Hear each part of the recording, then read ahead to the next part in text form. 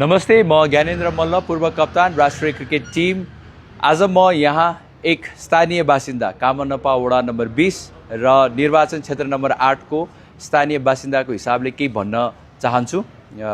हामीले अहिले चुनावको जुन माहौल चलिरहेको छ त्यो माहौलमा पक्कै पनि एक योग्य उम्मेदवार छान्नु पर्नेछ, जसले हाम्रो देशको स्थिति नीतिदेखि लिएर सुशासनको कायम गरोस्। र यही क्रममा हाम्रो लागि जुन क्षेत्र नम्बर 8बाट जुन आवाज एक व्यक्तित्व जसले चाहिँ जहिले पनि सुशासन भ्रष्टाचारको विरुद्धमा, सुशासनको लागि भ्रष्टाचारको विरुद्धमा बोलिराख्नु भएको, आवाज उठाइराख्नु भएको नाम विराज भक्त श्रेष्ठजीलाई यहाँहरूले यस क्षेत्रबाट धेरैभन्दा धेरै माया गरेर साथ सहयोग गरेर उहाँलाई आउने चुनावमा अझ पनि अत्याधिक मतका साथ सहयोग गर्नुहुन हार्दिक अनुरोध गर्दछु।